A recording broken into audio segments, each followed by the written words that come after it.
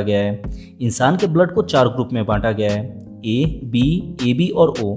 Blood donation के समय में ब्लड ग्रुप पर खास ध्यान दिया जाता है।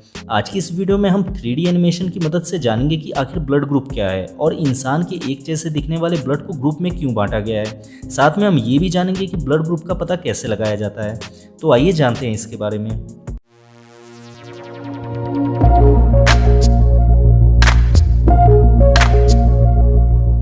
दोस्तों, हमारा ब्लड 4 चीज़ों से मिलकर बना है, red blood cells, white blood cells, platelets और प्लाज्मा। जिसमें red blood cells, white blood cells और प्लेटलेट्स ब्लड के सॉलिड पार्टिकल्स होते हैं और प्लाज्मा ब्लड का लिक्विड पार्ट होता है, जिसमें ब्लड के ये तीनों सॉलिड पार्टिकल्स तैरते रहते हैं।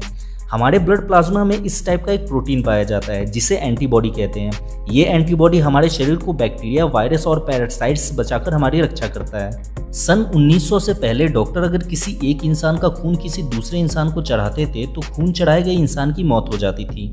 डॉक्टर इस चीज़ को समझ नहीं पा रहे थे कि ऐसा क्यों हो रहा है। बाद में ब्लड के ऊपर काफ़ी रिसर्च करने के बाद वैज्ञानिकों ने रेड ब्लड सेल्स के सरफेस के ऊपर कुछ उभरे हुए स्ट्रक्चर को देखा। रेड ब्लड सेल्स के सरफेस के ऊपर उभरे हुए इन स्ट्रक्चर को एंटीजन कहते हैं। ब्लड प्लाज्मा में मौजूद एंटीबॉडी और रेड ब्लड सेल्स के सरफेस के ऊपर मौजूद एंटीजन यही हमारे ब्लड ग्रुप का निर्धारण करते हैं। आइए जानते हैं कैसे। रेड ब्लड सेल्स के सरफेस पर 2 टाइप के एंटीजन पाए जाते हैं, एक ये कोन शेप के और दूसरा ये कर्व शेप का। ठीक इसी प्रकार से ब्लड प्लाज्मा में मौजूद एंटीबॉडी भी 2 टाइप के होते हैं, एक कोन शेप के और दूसरा कर्व शेप का। कोन शेप वाले एंटीबॉडी को ए टाइप एंटीबॉडी कहा जाता है और कर्व शेप के एंटीबॉडी को बी टाइप एंटीबॉडी कहा जाता है। अब जिस इंसान के खून के रेड ब्लड सेल्स के सरफेस के ऊपर ये कोन शेप के एंटीजन पाए जाते हैं उनका ब्लड ग्रुप ए होता है, क्योंकि ये कोन शेप के एंटीजन ए टाइप के दिखते हैं। इसलिए इस तरह के रेड ब्लड सेल्स वाले इंसान को ए ब्लड ग्रुप में रखा गया है। ठीक इसी प्रकार से जिस इंसान के रेड ब्लड सेल्स के सरफेस पर कर्व शेप के एंटीजन होते हैं उनका ब्लड ग्रुप बी होता है, क्योंकि ये कर्व शेप के एंटीजन बी टाइप के दिखते हैं। इसलिए इन रेड ब्लड सेल्स वाले इंसानों को बी ब्लड ग्रुप में रखा गया है।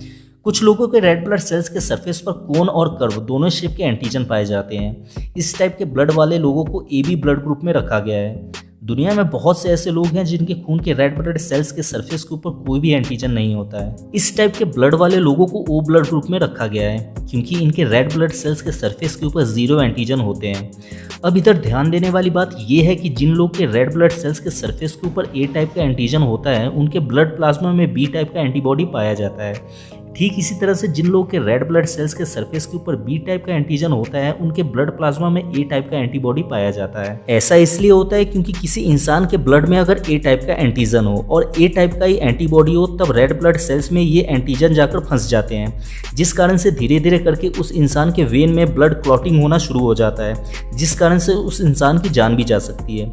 मान लीजिए अगर किसी ए ब्लड ग्रुप वाले इंसान को बी ब्लड ग्रुप वाले इंसान का ब्लड चढ़ा दिया गया, ऐसी स्थिति में ए ब्लड ग्रुप वाले इंसान का ब्लड क्लॉटिंग होना शुरू हो जाता है और उसकी जान चली जाती है। ऐसा इसलिए होता है क्योंकि बी ब्लड ग्रुप वाले ब्लड में ए टाइप का एंटीबॉडी होता है जो ए ब्लड ग्रुप वाले रेड ब्लड सेल्स में जाकर फंस जाते हैं, जिस कारण से ब्लड क्लॉटिंग होना शुरू हो जाता है। इसलिए जब भी ब्लड डोनेट किया जाता है तब ब्लड ग्रुप देखकर किया जाता है। अब आपके दिमाग में एक सवाल आ रहा होगा कि जिन लोगों के ब्लड में ए बी टाइप का रेड ब्लड सेल्स होता है उनमें किस टाइप का एंटीबॉडी पाया जाता है। तो इसका जवाब है कि उनके ब्लड प्लाज्मा में कोई भी एंटीबॉडी नहीं पाया जाता है। ठीक इसके उल्टा जिन लोगों के रेड ब्लड सेल्स पर कोई भी एंटीजन नहीं होता है उनके ब्लड में ए और बी दोनों टाइप के एंटीबॉडी होते हैं। इस तरह से ए बी ब्लड ग्रुप वाले लोगों के ब्लड प्लाज्मा में कोई भी एंटीबॉडी नहीं होता है और ओ ब्लड ग्रुप वाले लोगों के ब्लड प्लाज्मा में दोनों टाइप के एंटीबॉडी पाए जाते हैं। इसलिए देखा गया है कि ओ ब्लड ग्रुप वाले लोग कम बीमार पड़ते हैं और ए बी ब्लड ग्रुप वाले लोग ज़्यादा बीमार पड़ते हैं, क्योंकि इनके ब्लड में कोई भी एंटीबॉडी नहीं होता है। उम्मीद है कि आप ब्लड ग्रुप को अच्छी तरह से समझ गए होंगे। इस वीडियो में हमने ब्लड के ग्रुपिंग को समझा। नेक्स्ट वीडियो में हम ब्लड ग्रुप के रिसस फैक्टर के बारे में जानेंगे, यानी नेक्स्ट वीडियो में हम जानेंगे कि ब्लड ग्रुप निगेटिव और पॉजिटिव क्यों होता है। अगर आपको इस वीडियो में कुछ समझ में नहीं आया है तो आप इंस्टाग्राम पर जुड़कर अपना कोई भी सवाल मुझसे पर्सनली पूछ सकते हैं। हमारे इंस्टाग्राम चैनल का लिंक नीचे डिस्क्रिप्शन में दिया गया है। वीडियो अच्छा लगा हो तो इसे लाइक कर दें और इस वीडियो से रिलेटेड आपका कोई भी सवाल है तो आप मुझसे कमेंट में पूछ सकते हैं। और ऐसे ही साइंस और टेक्नोलॉजी के नॉलेज से हमेशा अपडेट रहने के लिए सब्सक्राइब करें द साइंस न्यूज़ को। Thanks for watching.